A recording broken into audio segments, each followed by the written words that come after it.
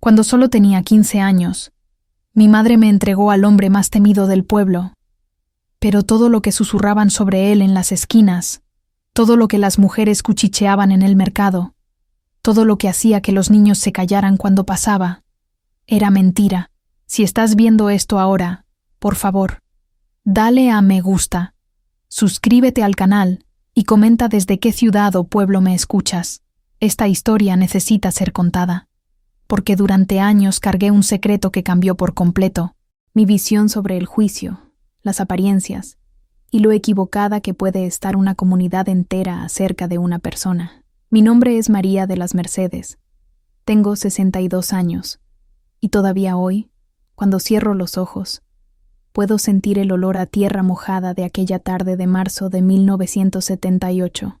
Puedo oír el chirrido de la carreta de don Antonio pasando por la calle de tierra. Puedo ver las gallinas escarbando en el patio de doña Teresa. Puedo sentir el peso del vestido azul floral que mi madre había cosido especialmente para aquel día. El día en que mi vida cambiaría para siempre. Crecí en un pueblito de interior donde todo el mundo conocía a todo el mundo, donde las puertas permanecían abiertas y los chismes corrían más rápido que el viento. Mi familia era sencilla, muy sencilla. Mi padre, José Roberto, había muerto 3 años antes, dejando a mi madre, Cristina, sola con 5 hijos que criar. Yo era la mayor. Después de mí, venían mis hermanos, Pablo, con 13 años, los mellizos Carlos y Carla, con 10, y la pequeña Ana, con solo 7 añitos. Vivíamos en una casa de adobe y barro con 3 habitaciones estrechas. El tejado goteaba cuando llovía fuerte, y en invierno el viento entraba por las rendijas de las paredes. Mi madre trabajaba lavando ropa para las familias más adineradas del pueblo. Se despertaba antes de que saliera el sol, y solo paraba cuando la luna ya estaba alta en el cielo. Yo veía sus manos, siempre rojas, siempre agrietadas, siempre temblando de tanto frotar la ropa en la tabla de lavar. Ella nunca se quejaba, pero yo escuchaba sus suspiros cansados. Cuando pensaba que nadie estaba prestando atención, yo ayudaba en lo que podía, cuidaba de mis hermanos, cocinaba las alubias con la poca grasa que teníamos, remendaba la ropa rota, buscaba agua en el pozo de la plaza. A los 15 años, yo ya tenía manos de mujer adulta, curtidas y fuertes. Mi sueño era estudiar, ser profesora como doña Margarita, que enseñaba en la escuelita de la iglesia. Pero yo sabía que eso era un lujo que nuestra familia no podía permitirse. Después del 4º curso, tuve que abandonar los estudios para ayudar en casa. Fue una tarde bochornosa de febrero, cuando todo empezó a cambiar. Yo estaba en el patio tendiendo ropa en el tendedero, cuando oí a mi madre conversando con doña Rosa, nuestra vecina, una mujer gorda y parlanchina que sabía de la vida de todo el mundo, incluso antes de que las cosas sucedieran. Silecú. Voz de doña Rosa estaba más baja de lo normal, casi un susurro, pero aún así, logré escuchar algunas palabras sueltas. Quiebra, deuda, desalojo, Fernando Carvalho. Sentí un escalofrío recorrer mi espalda cuando escuché aquel nombre, Fernando Carvalho, el hombre más rico de la comarca, dueño de tierras que se extendían hasta donde la vista alcanzaba, y también el hombre más temido y odiado del pueblo. Las historias sobre Fernando Carvalho se contaban en voz baja, siempre acompañadas de santiguos y señales de la cruz. Decían que tenía un corazón de piedra, que había expulsado a familias enteras de sus tierras sin piedad, que mantenía matones armados para hacer su trabajo sucio, que ninguna mujer que entrara en su cortijo salía con la honra intacta. Decían que tenía ojos negros como el carbón y una mirada que congelaba el alma. Los niños corrían cuando veían su camioneta negra levantando polvo en la carretera. Las mujeres bajaban la cabeza cuando él pasaba. Los hombres evitaban mirarle directamente. Él vivía solo en un cortijo enorme a las afueras del pueblo, en una casa grande y sombría, rodeada de árboles antiguos y muros altos. Nadie visitaba a Fernando Carvalho. Nadie lo invitaba a fiestas ni a bautizos. Era rico, poderoso y estaba completamente aislado, como si arrastrara una maldición que alejaba a cualquiera que intentara acercarse. Esa noche, mi madre no cenó. Permaneció sentada en la mecedora que había sido de mi abuela, mirando al vacío, con las manos entrelazadas en el regazo, los labios moviéndose en una oración silenciosa. Yo sabía que algo andaba muy mal, Podía sentir la tensión en el aire, densa como el humo de la estufa de leña. No fue sino 2 días después cuando me llamó para hablar. El sol se estaba poniendo, tiñendo el cielo de naranja y rosa, y los grillos ya comenzaban su canto nocturno. Me llevó al patio trasero, lejos de los oídos curiosos de mis hermanos, y me sujetó las manos con una fuerza que me asustó. «María, hija mía», comenzó, y su voz temblaba de una manera que nunca antes había escuchado. «Necesito contarte algo. Es difícil, muy difícil, pero no tengo opción». Mi corazón empezó a latir más rápido. Miré su rostro, las arrugas que parecían haberse acentuado de la noche a la mañana, los ojos rojos de tanto llorar a escondidas. «Tu padre, antes de morir», continuó ella, con la voz cada vez más débil, «pidió dinero prestado a Fernando Carvalho. Era para comprar medicinas, para intentar curarse. Estábamos desesperados, María. Estaba sufriendo tanto». Yo firmé como avalista sin entender bien lo que estaba haciendo. Pensé que podríamos pagarle, pero se detuvo, tragó saliva, apretó mis manos aún más fuerte. «Pero no pudimos, María. La deuda creció con los intereses. Creció tanto que ahora es impagable. Puede quitarnos la casa, puede dejarnos en la calle. Tus hermanos pequeños, ¿dónde vamos a vivir? ¿Cómo voy a cuidar de ellos?» Sentí que mis piernas flaqueaban. La casa, nuestra única casa, por muy sencilla que fuera, era todo lo que teníamos. Fernando envió un mensaje, continuó mi madre, y ahora había algo diferente en su voz, una mezcla de vergüenza y desesperación, que me rompió el corazón. Dijo que puede perdonar toda la deuda, puede dejarnos quedarnos en la casa, pero hay una condición. Yo lo sabía, incluso antes de que ella hablara. Yo ya lo sabía. Sentí que el mundo giraba a mi alrededor. Sentí el sabor amargo de la bilis subiendo por la garganta. Él te quiere a ti, María. Quiere que vayas a vivir con él, que trabajes en su hacienda. Dijo que necesita a alguien para cuidar la casa, que te dará un cuarto, comida y ropa. Dijo que tendrás una vida mejor que aquí. ¿Trabajar para él?, susurré, pero las palabras salían pesadas, cargadas de todo el miedo que aquel nombre inspiraba. Mi madre agachó la cabeza, incapaz de mirarme. «No puedo obligarte, María. Eres mi hija, mi amor, mi vida. Pero si no vas...». Ella no necesitó completar la frase. Si yo no iba, lo perderíamos todo. Mis hermanos pequeños se quedarían en la calle. Mi madre tendría que mendigar o hacer cosas peores para alimentarnos. Aquella noche no pude dormir. Me quedé tumbada en el colchón delgado que compartía con mis hermanas, escuchando su respiración tranquila, mirando al techo oscuro donde las telarañas bailaban con el viento que entraba por las rendijas. Pensé en huir, en desaparecer en la oscuridad de la noche. ¿Pero a dónde iría?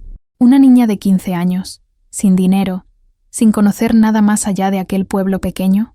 Pensé en las historias sobre Fernando Carvalho, en los susurros de las mujeres en el mercado, en las miradas de lástima que la gente le daría a mi madre cuando supieran que había entregado a su hija a aquel hombre. Pensé en la pequeña Ana durmiendo a mi lado, sus rizos esparcidos en la almohada, su carita tranquila e inocente. Pensé en Paulo, tan delgado y frágil, necesitando comer mejor para crecer fuerte. Pensé en los gemelos, siempre tan alegres a pesar de todo, y tomé mi decisión. A la mañana siguiente, con el sol naciendo rojo en el horizonte como si el propio cielo sangrara, le dije a mi madre que iría. Vi el alivio y la culpa luchando en su rostro. Vi las lágrimas que ella intentaba ocultar. Vi cómo le temblaban las manos cuando me abrazó. «Eres valiente, hija mía», susurró en mi oído. «Más valiente de lo que yo nunca fui. Pero prométeme que si él te hace algún daño, cualquier cosa, volverás corriendo a casa. Promételo, María». Lo prometí, aún sabiendo que era una promesa vacía. Si regresaba, lo perderíamos todo de nuevo. Los siguientes 3 días pasaron como un borrón. Mi madre preparó mis pocas ropas en un atillo de tela. Las vecinas vinieron a despedirse con miradas que mezclaban pena y curiosidad mórbida, queriendo ver de cerca a la muchacha que sería entregada al hombre más malvado del pueblo. Doña Rosa, siempre dramática, incluso lloró y me abrazó como si estuviera yendo a mi funeral. En la mañana acordada, una camioneta negra se detuvo frente a nuestra casa. El conductor, un hombre delgado con bigote canoso llamado Sebastián, bajó y me hizo un gesto sin sonreír. Mi madre me abrazó una última vez, tan fuerte que apenas pude respirar, y luego me soltó rápidamente como si tenerme sujeta por un segundo más pudiera hacerla cambiar de opinión. Subí a la camioneta con las piernas temblándome. Miré por la ventana y vi a mis hermanos despidiéndose con la mano. Vi a mi madre llevándose la mano a la boca para ahogar un sollozo. Vi a las vecinas observando desde la puerta de sus casas. La camioneta comenzó a moverse, levantando una nube de polvo rojo, y me volví hacia adelante, hacia el camino que me llevaría hasta la hacienda de Fernando Carballo, hacia mi destino, hacia el hombre que todos decían que era un monstruo. No tenía idea de que todo, absolutamente todo, lo que había oído sobre él, estaba equivocado. El camino de tierra parecía no tener fin. Con cada sacudida de la camioneta, sentía que se me revolvía el estómago. Pero no era solo por culpa de los baches. Era miedo, puro y simple. El viento cálido entraba por la ventana mal cerrada, trayendo el olor a polvo, a maleza aplastada y, de vez en cuando, el perfume dulzón de alguna flor perdida en medio de aquel camino seco. Yo apretaba la fardo de ropa en el regazo, como si aquello pudiera protegerme de algo. Sebastián conducía en silencio, los ojos fijos al frente, las manos firmes en el volante.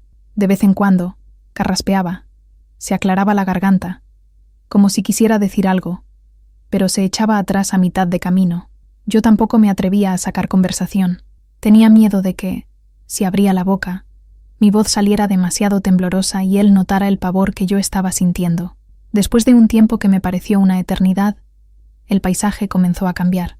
Las casitas sencillas fueron quedando atrás y en su lugar empezaron a aparecer cercas bien cuidadas, campos verdes, vacas pastando tranquilamente. Árboles grandes daban sombra sobre partes de la carretera y el aire allí parecía un poco más fresco. El olor a tierra seca dio paso al olor a pasto cortado y a estiércol distante. Ese olor fuerte que, extrañamente, siempre me había traído una sensación de vida. Aquello es todo suyo.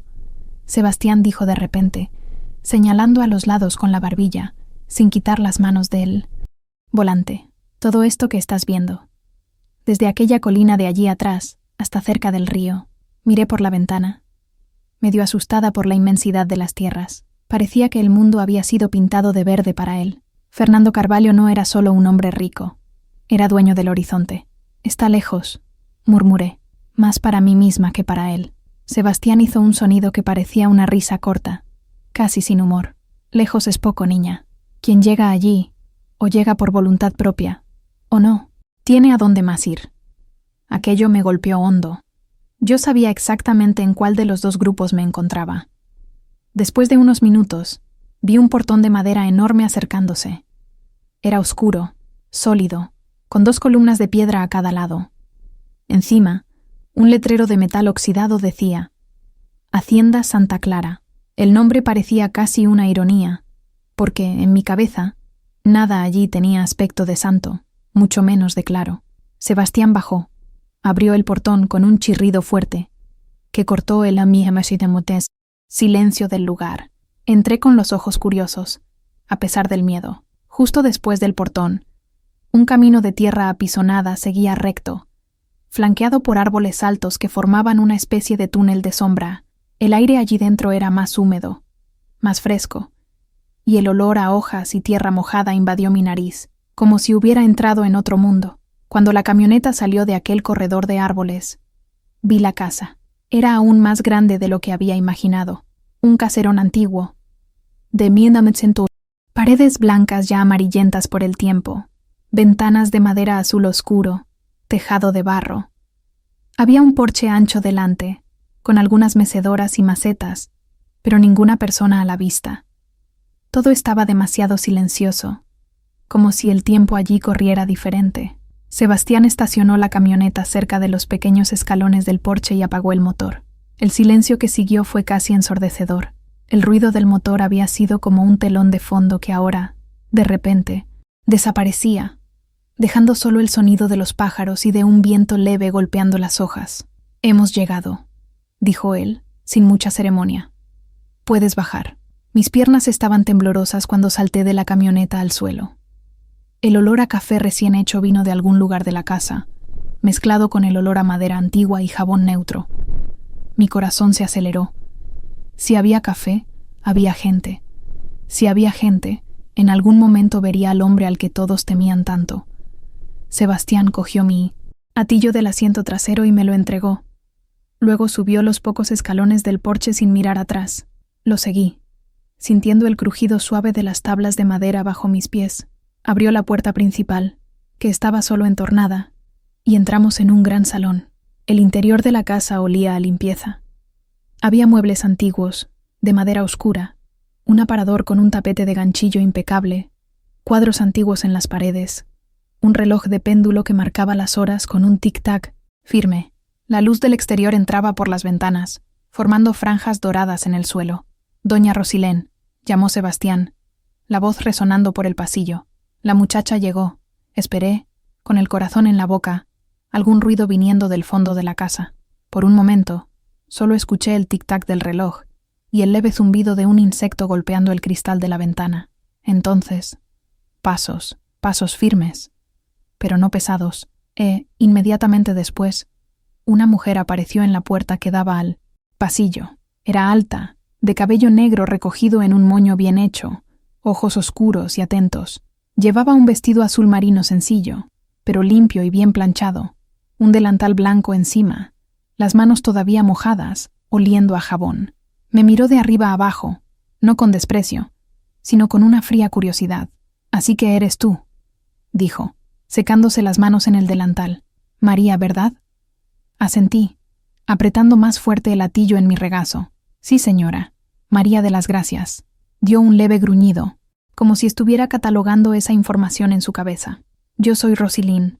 Llevo más de 20 años cuidando la casa. Aquí la que manda soy yo, ¿oíste? Al menos de puertas para adentro. De puertas para afuera, es él». No dijo el nombre. Pero yo sabía exactamente de quién estaba hablando. Se volvió hacia Sebastián. «Puedes irte, tío. Dile que la chica ya ha llegado. Yo le enseño las cosas». Sebastián asintió. Me miró rápidamente con algo que recordaba a pena en los ojos, y se fue sin decir nada más. El ruido de la camioneta al alejarse fue como un final de capítulo en mi vida. A partir de ese momento, estaba verdaderamente sola.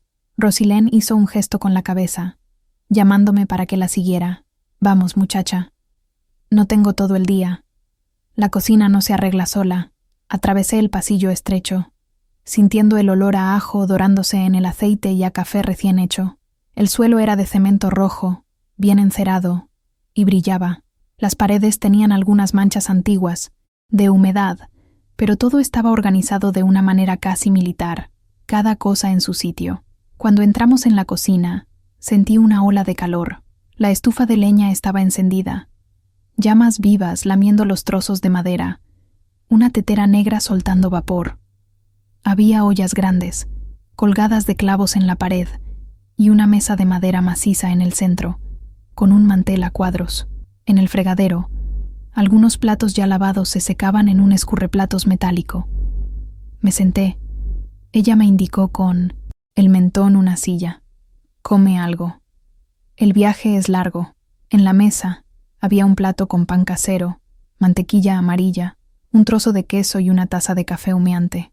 Mi estómago rugió fuerte, delatándome. Estaba tan nerviosa que había olvidado que, desde temprano, apenas había probado bocado. «¿Puedo comer?», pregunté, algo incómoda. Ella rodó un poco los ojos, pero no con malicia. Era más bien su forma de expresarse. «Claro que puedes. Vas a trabajar todo el día pensando que voy a dejarte desmayar de hambre en mitad de la casa. Come de una vez». Tomé el pan con las manos temblorosas. Unté mantequilla. Di el primer bocado. El sabor de aquello era tan bueno, tan sencillo, tan reconfortante, que mis ojos se llenaron de lágrimas sin quererlo.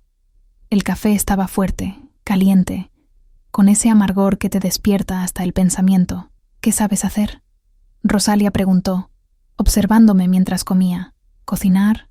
¿Planchar? ¿Limpiar la casa? Yo lavo, plancho, cocino un poco», respondí, intentando mantener la voz firme. «Ayudaba a mi madre en todo. Sé hacer un poco de casi todo». Ella asintió, como si aquello fuera lo mínimo esperado. Aquí es así. Yo me encargo de la cocina, de su ropa, del servicio más pesado. Tú vas a ayudarme en lo que te mande. Vas a barrer, quitar el polvo, ayudar con la comida, lavar lo que haya que lavar. Por la noche, cierras las ventanas, apagas las luces, esas cosas. Nada de pereza, nada de quejas. Asentí con la cabeza. De acuerdo. Sí, señora. Ella entrecerró los ojos. Y otra cosa. Nada de andar husmeando por la casa. Hay sitios a los que no entras sin mi permiso. Y hay una regla que tienes que entender bien. Se inclinó un poco hacia adelante, como si fuera a contar un secreto. No lo molestas por tonterías. No lo llamas. No vas detrás de él. No. Busca conversación. Si él quiere hablarte, te hablará. Si te llama, respondes. Si no, ocúpate de tus asuntos y punto. Su nombre quedó suspendido en el aire, invisible, pero pesado. ¿Y es muy bravo? Me atreví a preguntar, con la voz casi extinguiéndose. Rosilene respiró hondo. Miró por la ventana por un instante, como si estuviera eligiendo bien las palabras. Él es... Hizo una pausa. Él es un hombre de pocos amigos, muchacha, de pocas palabras, pero justo, justo. Aquella palabra me impactó de una manera extraña. Eso no era lo que decían de él. Decían cruel, malvado, frío. Justo. Era algo completamente diferente.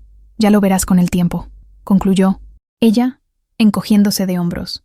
Cada uno se forma su propio juicio. Después de que comí, me mostró la pequeña habitación donde me quedaría. Estaba en el fondo de la casa, cerca de la despensa. Una estancia pequeña, de paredes blancas sencillas, una cama de hierro con un colchón delgado, pero limpio, una pequeña cómoda de 3 cajones y un crucifijo en la pared. La ventana daba al patio trasero, desde donde podía ver un gallinero y más a lo lejos, el comienzo de un huerto. Puedes guardar tus cosas aquí, dijo Rosilene. No es un hotel, pero es digno. Ha habido gente que ha tenido que conformarse con mucho menos. Pasé la mano por la sábana. Olía a jabón, a sol. Aquello, para mí, ya era mucho. Mucho más que el colchón viejo, hundido y siempre húmedo que yo compartía con mis hermanas. Gracias, dije sincera. Ella se encogió de hombros. A mí no me des las gracias. Dáselas a él. Si estás aquí, es porque él lo permitió.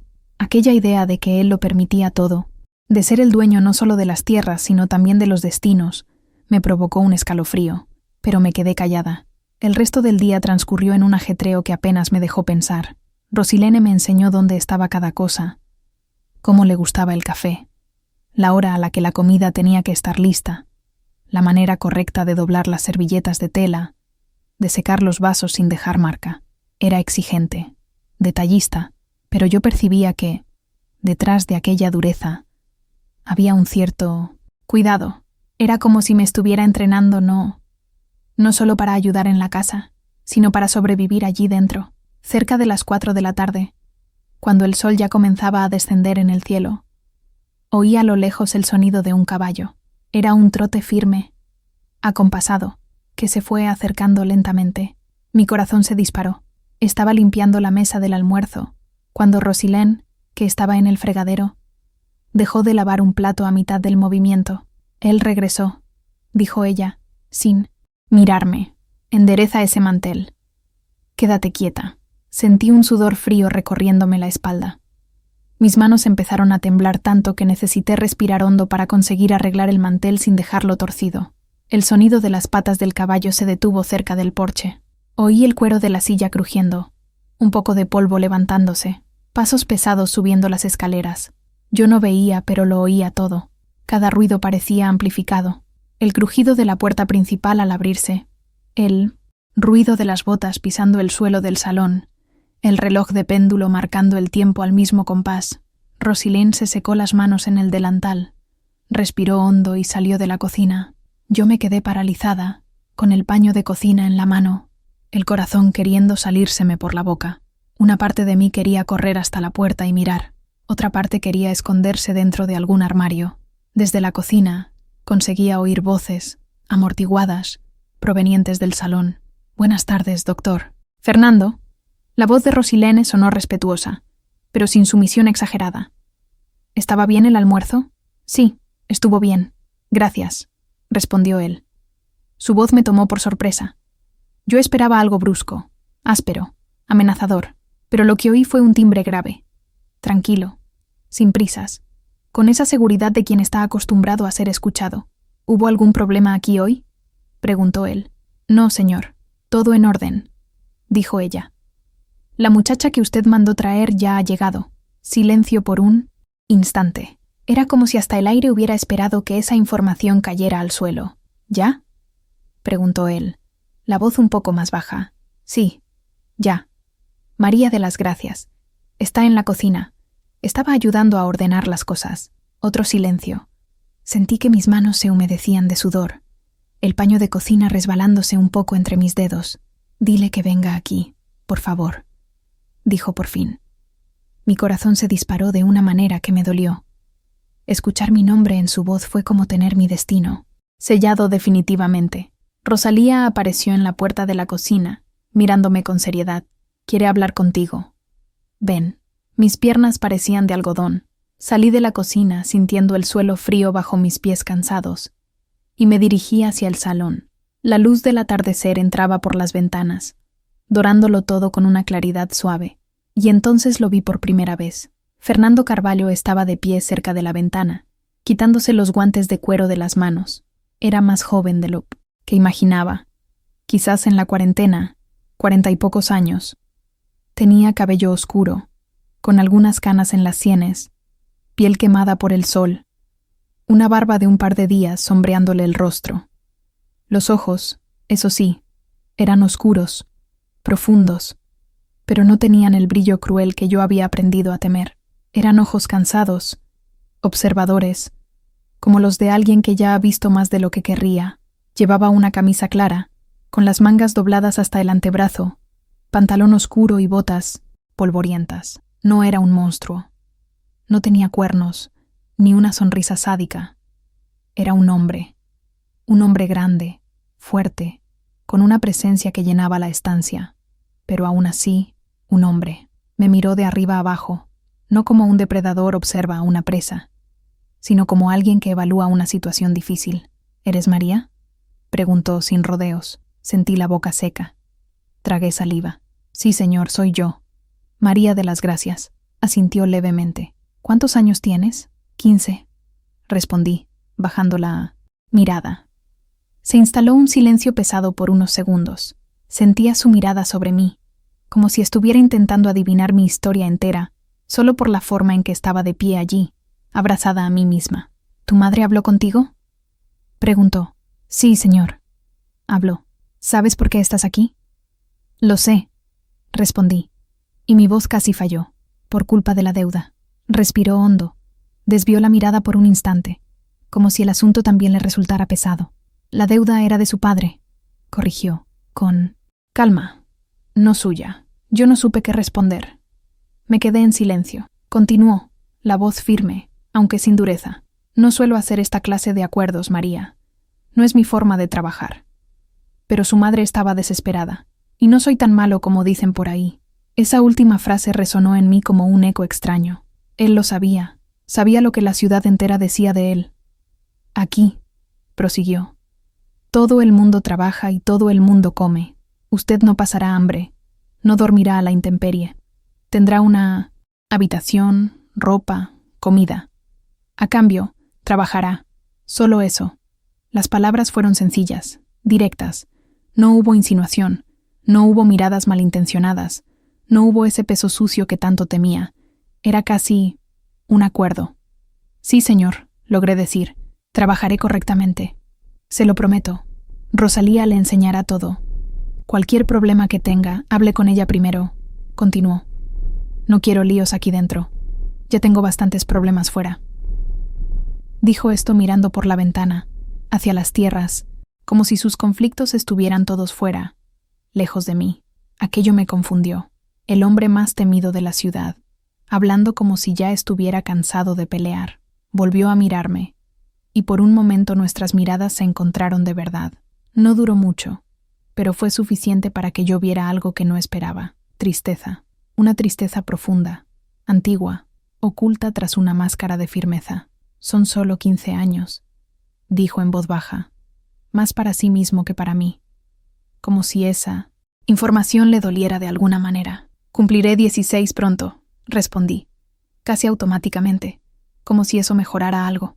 Hizo un sonido que pudo haber sido una risa corta, sin humor. 15, 16. Sigues siendo una niña. Escuchar eso de su boca me conmovió. La ciudad entera me había tratado como moneda de cambio. Allí, frente a él, de repente volvía a ser solo una niña. Él enderezó los hombros, regresando al tono práctico. Está acordado entonces. Mientras usted trabaje, aquí, su madre y sus hermanos seguirán en la casa. Nadie les pondrá la mano encima. Esa es mi palabra. La forma en que dijo «mi palabra» sonó como algo muy serio. Me di cuenta allí de que, para aquel hombre, prometer era cargar un peso enorme en la espalda. «Gracias», dije. Y esta vez mi voz salió sincera. «Muchas gracias, señor». Él solo asintió, como si no supiera lidiar bien con los agradecimientos. «Puede volver a la cocina», dijo. «Por fin. Ustedes cenan temprano. Mañana el día empieza. Antes de que salga el sol». Me di la vuelta para salir, sintiendo una mezcla de alivio y confusión. Antes de que cruzara la puerta, oí su voz de nuevo, un poco más baja. «María». Me detuve, sin valor para girarme completamente. «Sí, señor». Hizo una pausa. Cuando volvió a hablar, su voz era diferente, casi cautelosa. «Si a alguien aquí dentro le falta al respeto, me lo dice. Directo a mí. ¿Entendió?». Aquella frase me tomó por sorpresa de una manera que no sé explicar. Yo, que llegué allí, esperando ser devorada por el lobo feroz, oía ahora al propio lobo, ofreciéndome protección. «Entendí. Sí, señor», respondí. Y salí. Aquella noche, acostada en mi colchón sencillo, oyendo a los grillos afuera y sintiendo el olor a madera antigua mezclado con el de jabón, me quedé con los ojos abiertos por mucho tiempo. Revivía cada palabra, cada mirada, cada detalle. La ciudad entera pintaba a Fernando Carvalho como un monstruo, pero el hombre que yo había conocido en aquel atardecer no coincidía con esa imagen. Yo no lo sabía aún, pero aquella fue la primera de muchas señales de que todo lo que había oído sobre él era, en realidad, una gran mentira. Los primeros días en la hacienda pasaron como un borrón de trabajo, cansancio y descubrimientos silenciosos. Me despertaba cuando el cielo todavía estaba oscuro, con el canto del gallo rasgando la madrugada, y solo paraba cuando la noche ya había caído por completo. Mis manos, que ya estaban callosas de antes, se hicieron aún más duras, pero mi cuerpo se acostumbró rápido a la rutina. Lo que no se acostumbraba era mi cabeza, porque a cada día que pasaba, yo me daba cuenta de cosas, pequeñas cosas, detalles que no tenían sentido con todo lo que yo había oído sobre Fernando Carvalho. La primera semana, mientras barría el pasillo que daba a la parte trasera de la casa, oí voces que venían del patio. Era Fernando conversando con Sebastián. Dejé de barrer por un instante, no para espiar, sino porque la conversación me llamó la atención por el tono. «¿Estás seguro de que la cerca está bien hecha, Sebastián?», preguntaba la voz de Fernando, seria. «No quiero que las vacas de don Domingo invadan de nuevo». La última vez, él casi perdió 3 cabezas porque entraron en el pasto equivocado. Sebastián respondió algo que no logré escuchar bien, pero lo que Fernando dijo a continuación quedó claro como el agua. «Entonces arréglala bien y avísale que si le falta algo, madera, alambre, lo que sea, solo tiene que mandarlo a buscar aquí. No voy a cobrar nada. El hombre ya está demasiado mayor para andar corriendo detrás de vaca fugitiva». Me quedé parada allí, sujetando la escoba, procesando aquello. El hombre más malvado del pueblo estaba ofreciendo material gratis para arreglar la cerca del vecino. No tenía sentido. En mi cabeza, un hombre cruel cobraría hasta por el aire que los demás respiraban cerca de sus tierras. Días después, fue otra cosa. Yo estaba ayudando a Rosalina a tender ropa en el tendedero cuando vi a Fernando salir de la casa montado en su caballo, una yegua marrón grande y hermosa a la que llamaba Estrella. Iba despacio, con las riendas firmes pero no tensas, conversando en voz baja con el animal de una manera casi cariñosa. Se detuvo cerca de donde estábamos. Se quitó el sombrero para protegerse del sol que pegaba fuerte a media mañana. «Rosalina», La llamó, y ella soltó la sábana que estaba colgando para acercarse. Voy hasta el pueblo a buscar unas medicinas en la farmacia. ¿Hay algo más que tú? ¿Necesita algo? Pensó por un momento, limpiándose las manos en el delantal. Si no es mucha molestia, doctor Fernando, necesitaba hilo de coser. El azul se me acabó y tengo que remendar unos trapos de cocina. Él asintió con la cabeza, como si aquello fuera lo más natural del mundo. Apunta lo que más necesites. Lo que sea. No quiero que os falte de nada. Rosina dudó, como si no estuviera acostumbrada a pedir, pero acabó listando 2 o 3 cosas pequeñas más. Jabón en pastilla, un frasco de alcohol, agujas nuevas. Él memorizó todo, se despidió con la mano y partió al galope, levantando una nube de polvo rojizo que brillaba bajo el sol de la mañana. ¿Siempre hace esto?, le pregunté a Rosina, demasiado curiosa para quedarme callada. Ella volvió a tender la sábana, pero se encogió de hombros. Sí, lo hace. No le gusta que falte nada aquí. Dice que casa sin provisiones es casa sin dignidad. Aquellas palabras se me quedaron grabadas. Casa sin provisiones es casa sin dignidad. No era el tipo de frase que esperaba de un hombre que, según las historias, expulsaba familias de sus tierras sin piedad. Fue una tarde de jueves cuando algo más importante sucedió. Yo estaba en la cocina ayudando a Rosina a pelar patatas cuando oímos un alboroto fuera. Voces altas, gritos, el ruido de alguien golpeando con fuerza la puerta principal. Rosina soltó el cuchillo en el fregadero. Se limpió las manos y salió corriendo. Yo me quedé allí, con el corazón acelerado, sin saber qué hacer. «Abre esa puerta, Fernando», gritaba una voz masculina, llena de rabia. «Abre ahora, desgraciado». Reconocí la voz. Era Fabián, un hombre del pueblo, conocido por beber demasiado y por meterse en líos allá donde iba. Mi madre siempre me había dicho que cruzara la calle cuando lo viera venir. Oí pasos firmes dentro de la casa. Fernando pasó por la cocina sin mirarme, con el rostro serio, la mandíbula tensa. Abrió la puerta principal y bajó las escaleras del porche con calma, pero con una presencia que hacía que el aire se volviera más denso. Yo me escondí detrás de la puerta de la cocina, espiando. Por la rendija. «¿Qué quieres, Fabio?», preguntó Fernando, con voz baja pero firme, deteniéndose frente al portón sin abrirlo. Fabio estaba del otro lado, tambaleándose un poco, el rostro rojo, los ojos inyectados en sangre. Tenía una botella en la mano. «Sabes muy bien». «¡Lo que quiero!», gritó él escupiendo las palabras. «Me quitaste mi tierra. Robaste lo que era mío». Fernando suspiró hondo, como quien ya había tenido esa conversación 1000 veces. «Fabio, perdiste esa tierra en el juego. Apostaste y perdiste. No fui yo quien la tomó. Tú la diste». «¡Mentira!», bramó el hombre, golpeando el portón con la mano libre. «Hiciste trampas. Tú y esos amigos tuyos. Me engañaron». Fernando permaneció en silencio por un momento, solo mirándolo. No había rabia en su rostro, solo una especie de cansancio profundo. «Estás borracho, Fabio. Vete a casa. Duerme. Mañana hablamos». «No voy a ir a ninguna parte», gritó Fabio, y esta vez lanzó la botella en dirección al portón. Se estrelló contra el suelo, esparciendo vidrios rotos por todas partes, el fuerte olor a aguardiente mezclándose con el olor a tierra. «Me vas a devolver lo que es mío. O te juro que...». Fernando no se movió. No le devolvió el grito. No perdió la calma. Solo habló, firme y claro. «¿O qué? Fabio? ¿Vas a amenazarme? ¿Vas a montar un escándalo aquí en mi puerta? ¿Eso va a solucionar algo?». El silencio que siguió fue pesado. Fabio miró a Fernando, con la respiración entrecortada, el pecho subiendo y bajando rápidamente. Por un momento, pensé que saltaría el portón, que una pelea fea comenzaría allí mismo. Pero entonces, algo inesperado sucedió. La voz de Fernando cambió. Se hizo más baja, casi amable. «Escucha», le dijo, dando un paso más cerca del portón.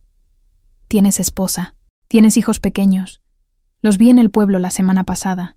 Tan delgados, Fabio. Tan sucios. Tu mujer tenía una cara de cansada que daba lástima». Fabio bajó la cabeza, como si aquellas palabras fueran puñetazos en el estómago. Fernando continuó, sin prisa. «¿Quieres pelear conmigo? ¿Quieres insultarme?». Todo bien, pero eso no va a traer la tierra de vuelta. Lo que apostaste, lo perdiste, eso es pasado, pero el futuro de tus hijos todavía está en tus manos, y lo estás echando a perder. También, Fabio. Estás bebiéndote su futuro, ¿entiendes? El hombre no respondió. Solo se quedó allí, los hombros caídos, la rabia pareciendo escurrirse junto con la embriaguez. Si quieres trabajo, dijo Fernando, y eso me tomó por sorpresa. Yo te lo doy. No por lástima, porque necesito gente. Sabes manejar ganado, sabes arreglar cercas. Ven aquí mañana temprano, sobrio, y hablamos. Pero si vienes borracho de nuevo, armando un escándalo, ya no voy a tener más paciencia. ¿Entendiste? Fabio levantó la cabeza despacio, los ojos rojos mirando a Fernando con una mezcla de sorpresa y vergüenza. ¿Tú lo dices en serio?, preguntó, la voz saliéndole débil. Lo digo. Pero la elección es tuya. O vienes a trabajar o te quedas ahí hundiéndote. Yo no puedo decidir eso por ti. Fabio se quedó allí parado por unos segundos más, como si estuviera procesando todo. Entonces, sin decir nada más, se dio la vuelta y comenzó a caminar de vuelta hacia el camino. Los pasos torpes, la cabeza baja. Fernando se quedó allí hasta que él se perdió de vista. Cuando se dio la vuelta para volver a la casa, yo me aparté rápido de la puerta, fingiendo que estaba ocupada con algo en el fregadero. Él entró, pasó por la cocina, se detuvo un instante al verme. «¿Escuchaste todo, verdad?», preguntó, sin acusación en la voz. Me quedé helada. Tragué saliva. «Disculpa, yo no quería escuchar, pero…». Él negó con la cabeza, cortando mi excusa. «No hay problema. Solo… no salgas a esparcir por ahí, que soy demasiado bueno. Ya es suficiente con que la gente me tenga por el diablo. Si empiezan a creer que soy un santo, querrán usarme de otra manera».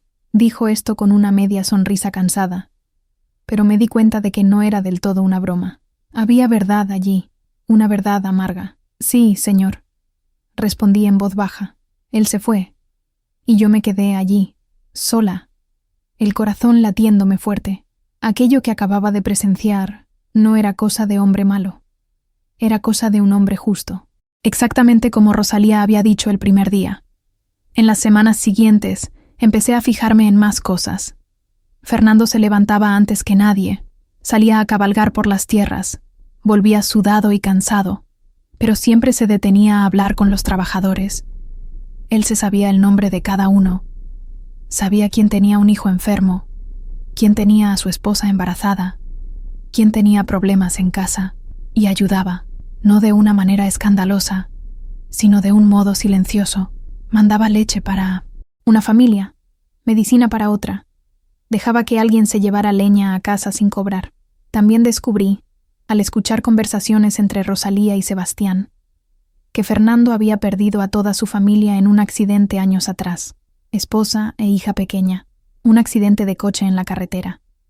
Desde entonces, vivía solo. No recibía visitas. No iba a fiestas. El pueblo entero lo evitaba, y él, a cambio, evitaba al pueblo. ¿Pero por qué?, le pregunté a Rosalía un día, mientras la ayudaba a doblar sábanas. ¿Por qué deja que la gente piense que es malo? Ella suspiró, doblando la tela con precisión. Porque es más fácil ser temido que ser comprendido, María. Él no tiene paciencia para explicar quién es, así que deja que la gente piense lo que quiera. ¿Pero eso no es injusto? Ella me miró con esos ojos cansados de quien ya ha visto mucho. La vida es injusta, niña. Lo aprendió de la manera más difícil. Y decidió que no iba a perder el tiempo tratando de convencer a nadie de nada. Hace lo que tiene que hacer y ya está. Me quedé pensando en ello, en cómo un hombre podía estar tan solo en medio de tanta tierra, tanta riqueza, en cómo cargaba un dolor enorme sin dejar que nadie lo viera, en cómo el pueblo entero había creado un monstruo donde solo existía un hombre herido. Fue una tarde de domingo, mientras regaba las plantas del porche, cuando apareció de repente, viniendo de la sala. Me asusté, casi tiro la regadera. «Disculpe», dije, rápido. No sabía que el señor estaba allí. Él se encogió de hombros, apoyándose en el marco de la puerta, con los brazos cruzados. Llevaba una simple camisa blanca, sin botones en el cuello, con las mangas remangadas. Parecía más relajado de lo habitual. «¿Te gustan las plantas?», preguntó él, mirando las macetas. Sí, me gustan, respondí, sorprendida por la pregunta. Mi madre siempre decía que las plantas son vida. Si las cuidas bien, ellas te lo devuelven. Él asintió despacio, como si aquello tuviera sentido para él. Tu madre parece ser sabia. Sí, lo es. Es fuerte. Ha pasado por muchas cosas. Noté que me estaba mirando de una manera diferente. No era invasivo, no era incómodo. Era más como si estuviera tratando de entender quién era yo, más allá de la chica que trabajaba en su casa. ¿La echas de menos?, preguntó él. Y había algo de genuino en aquella curiosidad. Sí, la echo de menos, admití, la voz casi quebrándose. Echo de menos a todo el mundo, a mis hermanos, nuestra casita. Pero sé que estoy aquí por un motivo, y eso ayuda. Él se quedó callado por un momento, la mirada perdida en algún punto distante. Es difícil estar lejos de quien amamos, dijo por fin, y supe, por el tono de su voz, que no estaba hablando solo de mí. Pero a veces, la única manera de proteger a quienes importan es mantenerse alejado. Antes de que yo pudiera responder, se enderezó, como si se hubiera dado cuenta de que había hablado demasiado. Sigue cuidando las plantas. Están bonitas. Y se fue, dejándome allí, con la regadera en la mano y un torbellino de pensamientos en la cabeza. Aquella noche, tumbada en mi colchón, oyendo el viento golpear los árboles de afuera, empecé a comprender. Fernando Carvalho no era malo. Nunca lo fue. Era solo un hombre al que el dolor había transformado en sombra, y la ciudad, en lugar de intentar comprenderlo, prefirió convertirlo en leyenda, en monstruo, en una advertencia para que los niños se portaran bien. Pero yo estaba empezando a ver la verdad, y cuanto más veía, más me daba cuenta de que todo, absolutamente todo, lo que había oído sobre él era mentira. Pero lo que todavía no sabía, y que pronto descubriría, era que la verdadera mentira no estaba solo en las historias que contaban sobre él. La verdadera mentira estaba oculta en las sombras de la propia ciudad. Y cuando saliera a la luz, nada volvería a ser como antes. Hacía ya casi 2 meses que estaba en la finca cuando todo cambió. Era una tarde de sábado. El cielo estaba cargado de nubes pesadas que prometían lluvia, y el aire era tan bochornoso que parecía difícil respirar. Yo estaba en la despensa organizando los tarros de conserva cuando oí la camioneta de Sebastián llegando más rápido de lo normal, derrapando en la tierra, levantando aquella nube roja que se pegaba a todo. Miré por la ventanilla y vi que no estaba solo. Había una mujer en el asiento delantero, debatiéndose, gritando algo que yo no conseguía entender bien. Sebastián bajó rápido, dio la vuelta y abrió la puerta del pasajero con cuidado, como si estuviera lidiando con algo muy frágil o muy peligroso. La mujer que salió tambaleándose era joven, tal vez de 20 y tantos años, el vestido roto a la altura del hombro, el rostro hinchado de tanto llorar, un cardenal feo formándose en la mejilla izquierda. El cabello estaba despeinado, lleno de hojas secas y tierra. Temblaba entera, abrazando su propio cuerpo, sollozando de una manera que partía el corazón. Rosalia, que estaba en la cocina, lo dejó todo y corrió hacia afuera. Yo la seguí, con el corazón disparado, sin saber bien lo que estaba pasando, pero sintiendo que era algo malo, muy malo. Dios mío, Rosalia murmuró al ver a la muchacha. ¿Qué te han hecho, niña? La muchacha no conseguía hablar, solo lloraba, con ese llanto ahogado de quien ha sufrido algo terrible, y ya no tiene fuerzas ni siquiera para explicarlo. Fernando apareció en el porche, el lindo rostro cambiándole la expresión en el instante en que vio la escena. Bajó las escaleras rápidamente, con pasos firmes pero sin ruido, y se acercó despacio, como quien no quiere asustar a un animal herido. «Sebastián, ¿qué ha pasado?», preguntó él, con la voz baja, pero cargada de urgencia. Sebastián se quitó el sombrero, se pasó la mano por el pelo canoso, visiblemente afectado. «La encontré en el camino cerca del arroyo, doctor Fernando. Iba descalza, toda magullada. Intenté preguntar qué había pasado, pero no puede hablar. Solo llora». Fernando se acercó, poniéndose a la altura de la chica, sin invadir su espacio, sin tocarla. «¿Cómo te llamas?», preguntó él, con una voz tan suave que yo nunca le había oído antes. La chica levantó los ojos hinchados, el labio temblándole. Luisa, logró susurrar. Mi nombre es Luisa. Luisa, repitió él, como si grabar ese nombre fuera lo más importante del mundo. Estás a salvo ahora. Nadie te va a hacer daño aquí. ¿Entendido? Ella asintió, débilmente, pero su cuerpo seguía temblando por completo. Fernando miró a Rosilén. Llévala adentro. Dale un baño, ropa limpia, comida. Y llama a María para que ayude. Luego hablamos. Rosilén asintió con la cabeza y gentilmente puso su brazo alrededor de los hombros de Luisa, guiándola hacia el interior de la casa.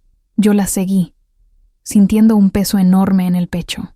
Ya había visto mujeres heridas antes, en la ciudad, pero siempre de lejos, siempre en silencio. Nadie hablaba de estas cosas. Era como si no existieran. Llevamos a Luisa hasta la pequeña habitación que estaba cerca de la mía. Rosilín calentó agua, preparó la vieja bañera de zinc que usábamos para lavar ropa, y con una delicadeza que me sorprendió, ayudó a la chica a desvestirse y entrar en el agua tibia. Yo traje jabón, toallas limpias, un vestido viejo mío que todavía estaba en buen estado.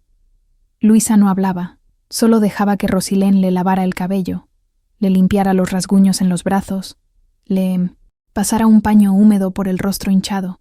Lloraba en voz baja, como si ya no tuviera fuerzas ni para hacer ruido. Después del baño, la vestimos, le dimos té caliente con azúcar, la sentamos en el borde de la cama. Rosilén le sujetó las manos, mirándola a los ojos con firmeza. No tienes que hablar ahora si no quieres, dijo. Pero cuando estés lista, te escucharemos, y nadie aquí te va a juzgar. Luisa respiró hondo, tragó, seco, y entonces, lentamente, empezó a hablar. La voz le salía débil, entrecortada, pero lo bastante firme para relatar lo ocurrido. Yo trabajaba en casa del alcalde, empezó ella, mirando sus propias manos. En la ciudad. Limpiaba, cocinaba, ayudaba a su esposa con las tareas de la casa. Parecía un buen empleo, buen sueldo. Hablaban bien de mí. Se detuvo, el labio temblándole de nuevo. Pero su hijo, Marcelo, él empezó a mirarme diferente. Al principio creí que era imaginación mía, pero luego empezó a hacer comentarios, a rozarme cuando pasaba, a cerrar la puerta de la cocina con llave cuando estábamos solos. Se me revolvió el estómago. Yo sabía a dónde iba a parar esa historia.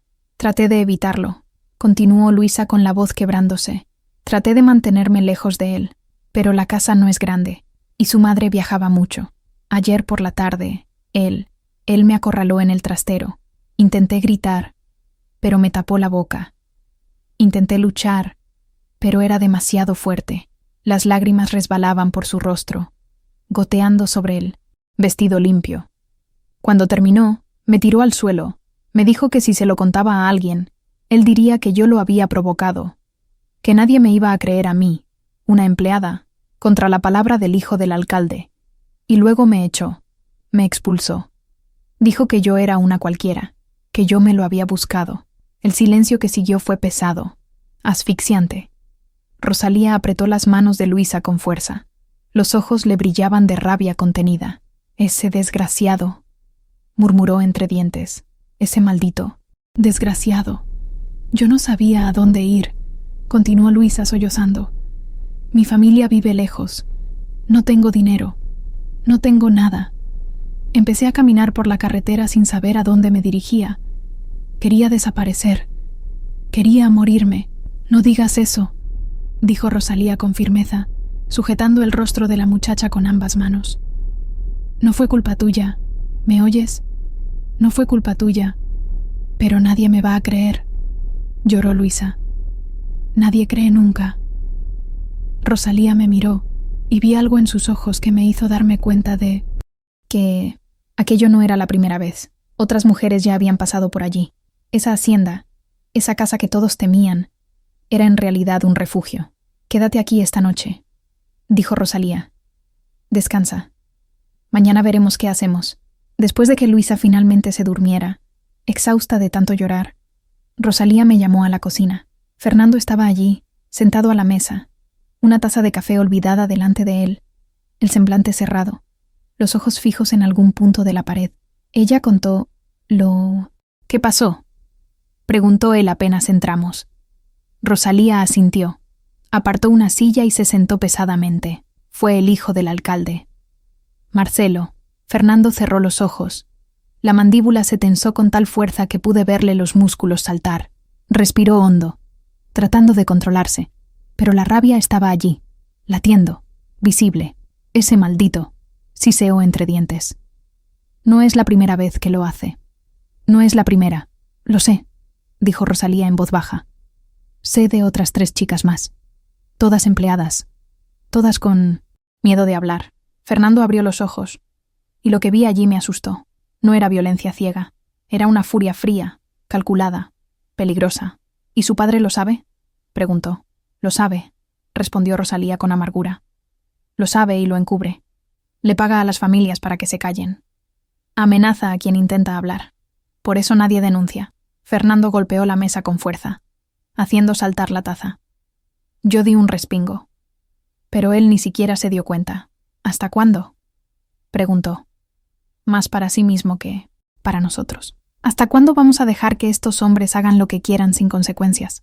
Se levantó y empezó a caminar de un lado a otro de la cocina, con las manos en las caderas, pensando, planeando. ¿Tiene familia?, preguntó. Sí, pero vive lejos, respondió Rosalía, y ella no está en condiciones de volver ahora. Está destrozada. Entonces que se quede aquí, por el tiempo que necesite. Dale trabajo, enséñale lo que sea necesario. Tendrá un lugar seguro. Rosalía asintió. ¿Y Marcelo?, preguntó ella. ¿Qué vas a hacer? Fernando se detuvo y miró hacia ella, y lo que dijo a continuación cambió todo lo que creía saber sobre la justicia.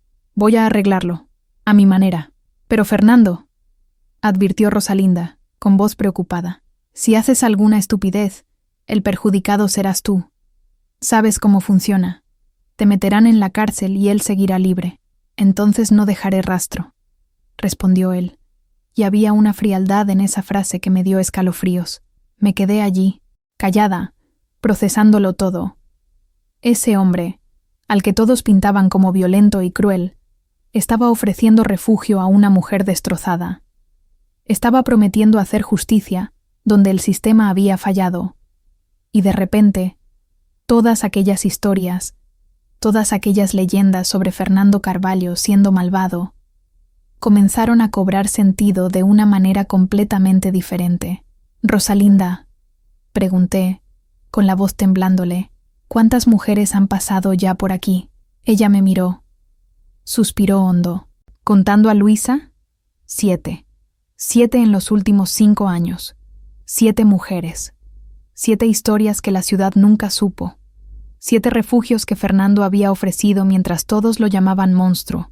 ¿Y los hombres que les hicieron esto?, pregunté, aún sospechando ya la respuesta. Rosalinda y Fernando intercambiaron una mirada. Digamos que algunos de ellos tuvieron accidentes, dijo Fernando, con la voz sin emoción. Se cayeron del caballo, se rompieron la pierna.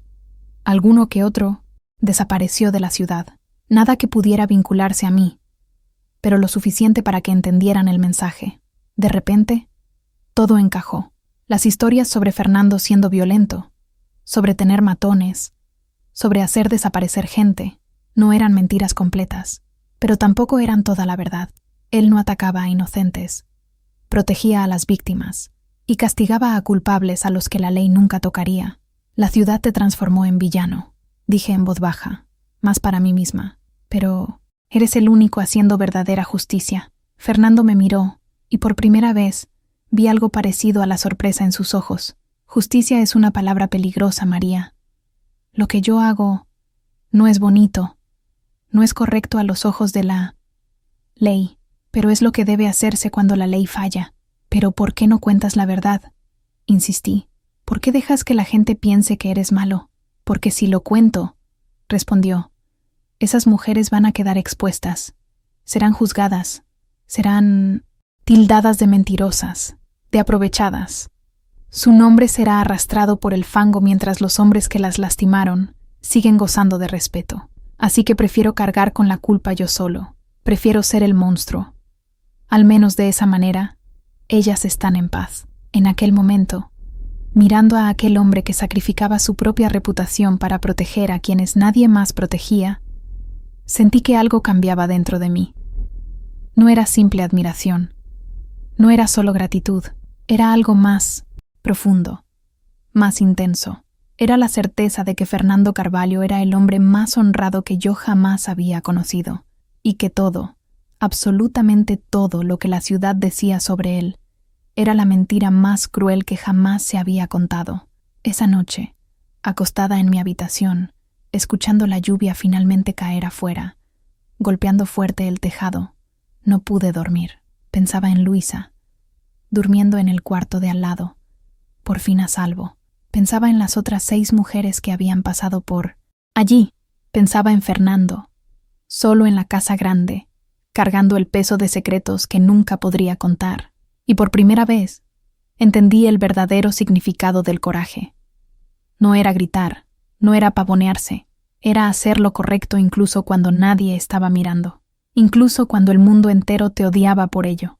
3 días después, me enteré en la ciudad, a través de Sebastián, de que Marcelo, el hijo del alcalde, había sufrido un accidente. Se cayó de su propia escalera dentro de la casa. Se rompió el brazo y 3 costillas. La caída fue tan violenta que estaría en reposo por meses. Nadie sospechó nada. Nadie nunca sospechaba. Y Fernando siguió siendo el hombre más temido de la ciudad, el hombre que nadie visitaba, el hombre que todos evitaban, el hombre que, en verdad, era el único héroe que tenía aquella ciudad, pero que nadie, aparte de mí, sabría jamás. Los meses siguientes fueron los más extraños de mi vida, no porque hubiera pasado algo malo, sino justo al contrario. Yo estaba viviendo en una realidad completamente diferente de la que toda la ciudad creía. Era como si hubiera descubierto un secreto enorme, demasiado pesado para llevarlo sola, pero que no podía compartir con nadie. Luisa se quedó con nosotros por casi 2 meses. Poco a poco, fue volviendo a sonreír, a hablar, a vivir. Rosalía le enseñó a hacer pan, a bordar, a cuidar de las gallinas. Fernando consiguió contacto con una prima suya que vivía en otra ciudad, muy lejos de 1900 allí, y pagó el billete de autobús para que ella pudiera empezar de nuevo. El día que se fue, me abrazó fuerte, con lágrimas en los ojos. «Gracias, María», me susurró al oído. «Tú y todos aquí me salvaron. Nunca lo olvidaré». Contuve las lágrimas hasta que ella subió al autobús. Después, sola en la cocina, me permití llorar. Lloré por ella, por las otras mujeres que habían pasado por allí, y por Fernando, que cargaba aquel peso inmenso sobre sus espaldas sin pedir jamás reconocimiento. Fue una mañana de domingo, casi 6 meses después de mi llegada, cuando todo se vino abajo. Yo estaba en el patio trasero recogiendo tomates cuando oí voces altas que venían del frente de la casa. Solté la cesta y corrí a ver qué estaba pasando. Mi madre estaba allí, delante de la verja, acompañada de la señora Rosa y 2 vecinas más de la ciudad. Su rostro estaba pálido, los ojos desorbitados por la preocupación. Cuando me vio, dejó escapar un suspiro de alivio tan profundo que parecía haber aguantado la respiración durante días. «María, gracias a Dios», gritó, extendiendo los brazos hacia mí a través de los barrotes de la verja. Corrí hacia ella, confusa, asustada. «Mamá, ¿qué está haciendo usted aquí? ¿Ha pasado algo? ¿Están bien los niños?» Me cogió las manos a través de la verja, apretándolas con fuerza. «Están bien, sí, pero necesitaba verte, María. Necesitaba saber que estabas viva, que estabas entera». «¿Entera? No entiendo. Estoy bien, madre. Estoy comiendo bien, trabajando. El señor Fernando me trata con respeto. ¿Por qué está usted preocupada?» Doña Rosa, que estaba al lado de mi madre, se entrometió con aquella voz chillona que yo ya conocía demasiado bien. «Porque se oye cada historia, María, cada cosa. Dicen que ese hombre es un monstruo, que maltrata a las empleadas, que tiene mujeres encerradas aquí dentro». Me hirvió la sangre. Después de todo lo que había visto, de todo lo que sabía, escuchar esas mentiras saliendo de la boca de aquella mujer chismosa me dio una rabia que jamás había sentido antes. «Eso es mentira», dije. La voz salió más alta de lo que pretendía. «Todo es mentira. Él no maltrata a nadie. Es el hombre más justo que he conocido. El silencio que siguió fue pesado. Las mujeres me miraban como si me hubiera vuelto loca. Mi madre frunció el ceño, preocupada. «María, ¿qué te ha hecho?», preguntó en voz baja, como si yo estuviera bajo algún hechizo. «¿Por qué lo estás defendiendo?». «Porque sé la verdad», grité, y sentí las lágrimas ardiéndome en los ojos. «Sé quién es él en realidad. Y todo lo que ustedes dicen de él es mentira. Es una injusticia». Una de las vecinas, doña Aparecida, una mujer delgada de ojos inquisidores, dio un paso adelante. «Nunca debimos haberte dejado venir aquí», dijo, negando con la cabeza. «Mira cómo estás. Defendiendo a este hombre. Te ha lavado el cerebro, niña». Aquello fue demasiado. Las miré a todas, a los rostros llenos de falsa compasión y juicio, y sentí que algo se rompía dentro de mí. «Ustedes no saben nada», dije. La voz me temblaba por la rabia y la frustración. «Se quedan ahí en el pueblo, cotilleando, juzgando, creando historias. Pero ninguna de ustedes sabe lo que él hace de verdad. Ninguna de ustedes sabe a cuántas personas ha ayudado ya, cuántas vidas ha salvado». Fue en ese momento cuando Fernando apareció en el balcón. Lo había oído todo. Me miró, luego hacia las mujeres en el portal, y su expresión era de cansancio, profundo.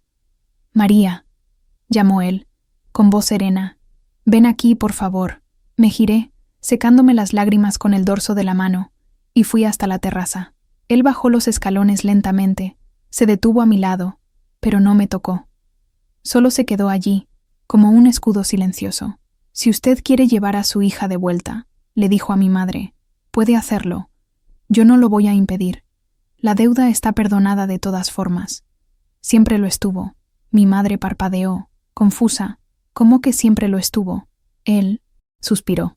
«Yo nunca iba a cobrarle a una viuda con 5 hijos que criar. Solo le ofrecí trabajo a María porque pensé que necesitaba una oportunidad, un lugar seguro, buena comida. Pero si ustedes creen que aquí no es seguro, entonces llévensela, sin rencor». Las mujeres se quedaron en silencio, claramente sin saber qué decir. Mi madre me miró, con los ojos brillando. «María, ¿quieres volver a casa?», preguntó, con la voz entrecortada. Yo la miré a ella, a las vecinas chismosas, al portal, que separaba 2 mundos. Pensé en mi casita estrecha, en mis hermanos, en la vida que tenía antes, y entonces pensé en todo lo que había aprendido allí, en Luisa, en Rosalía, en Fernando, el hombre que nadie entendía, pero que me había enseñado más sobre justicia y valor que cualquier otra persona.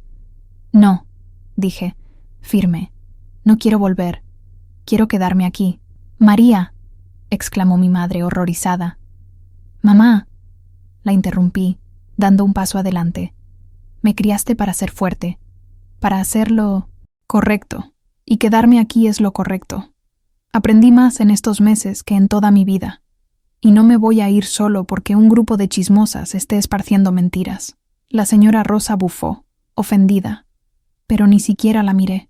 «Si confías en mí», continué, mirando a los ojos de mi madre, «entonces confía en mi elección. Estoy bien, estoy segura, y estoy exactamente donde necesito estar».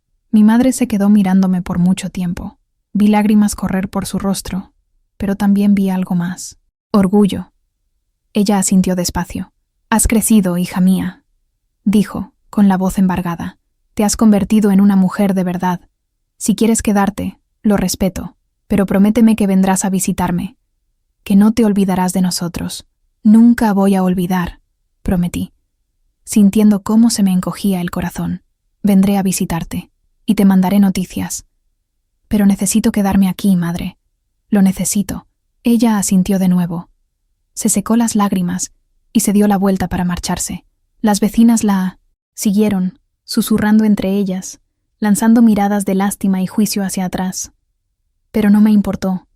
Me quedé allí, viéndolas alejarse, y por primera vez sentí que había tomado una decisión por mí misma. Una elección difícil, una elección adulta. Fernando se quedó a mi lado en silencio hasta que ellas desaparecieron de vista. Entonces, habló, con la voz baja. «No tenías por qué haberte quedado por mí». «No me quedé por ti», respondí, mirándolo. «Me quedé por mí, porque aquí aprendí a ver más allá de las mentiras. Aprendí que las personas más juzgadas son a menudo las más justas, y no quiero vivir en una ciudad que prefiere creer en el chisme que en la verdad. Él se quedó callado por un momento. Luego asintió despacio. Eres valiente, María, más valiente de lo que piensas. Aprendí del mejor, dije. Y esta vez logré sonreír. Los años siguientes transcurrieron de una forma que nunca imaginé que mi vida podría ser. Continué trabajando en la finca, pero ahora ya no era solo trabajo. Era propósito. Otras mujeres pasaron por allí, cada una con su historia de dolor y supervivencia. Ayudé a Rosilene a cuidarlas, a enseñarles, a acogerlas, y poco a poco, aquella casa que todos temían se convirtió en un santuario secreto. Fernando siguió siendo el hombre más odiado de la ciudad, y nunca intentó cambiarlo. Aceptó el papel de villano porque sabía que era el precio para mantener a las víctimas protegidas, y yo también aprendí a aceptarlo. Aprendí que a veces, hacer el bien significa cargar con la culpa de otros, significa ser incomprendido, significa sacrificar la propia reputación por la seguridad de aquellos a quienes nadie más protege. Cuando cumplí 18 años, Fernando me llamó para tener una conversación. Nos sentamos en el porche, viendo el sol ponerse sobre las tierras verdes, y me preguntó qué quería hacer con mi vida. Quiero seguir aquí, dije sin dudar. Quiero ayudar. Quiero hacer lo que hace Rosalía. Quiero ser un puerto, seguro para quien lo necesite. Él sonrió, esa sonrisa rara y triste, y asintió. Entonces vas a necesitar estudiar, aprender a leer mejor, a escribir, a entender de leyes. Yo pagaré tus estudios, pero con una condición. ¿Cuál?, pregunté. Que nunca cuentes la verdad sobre mí. Que dejes que la leyenda continúe, porque el día que se sepa la verdad, todo esto se acaba, y las mujeres perderán el único lugar seguro que tienen. Lo prometo, dije, y era una promesa que mantendría para siempre. Fernando murió 10 años después, de un infarto. Solo en una mañana de invierno, la ciudad entera comentó que el diablo por fin se había llevado lo que era suyo. Nadie fue al entierro aparte de mí, Rosalía, Sebastián y 3 de las mujeres que él había salvado a lo largo de los años. Nosotras sabíamos la verdad, y fue suficiente. Hoy, a mis 62 años, todavía vivo en la finca. Transformé la casa en un refugio oficial, reconocido, legal. Recibo a mujeres de toda la región. Les doy lo que Fernando me dio: dignidad, seguridad y la oportunidad de empezar de nuevo. Y cuando me preguntan cómo empecé este trabajo, siempre cuento la misma historia. La historia de la chica de 15 años que fue entregada al hombre más malvado de la ciudad y descubrió que todo lo que se decía de él era mentira, porque a veces las personas más juzgadas son las más justas. A veces los villanos son los héroes que nadie pudo ver. Y a veces la verdad no se esconde en lo que dicen, sino en lo que hacen cuando nadie está mirando. Si has llegado hasta aquí, espero que esta historia te haya hecho pensar, que te haya hecho cuestionar los juicios que emites, porque todos llevamos verdades que el mundo desconoce, y todos merecemos ser vistos por lo que realmente somos, no por lo que dicen que somos. Gracias por escucharme, y que tú, donde quiera que estés, tengas el valor de ver más allá de las apariencias, de cuestionar las mentiras, y de defender la verdad, incluso cuando ya nadie más crea en ella. Esta es mi historia. La historia de cuando tenía 15 años, y fui entregada al hombre más malvado de la ciudad, y descubrí que él era, en realidad, el mejor hombre que jamás conocería.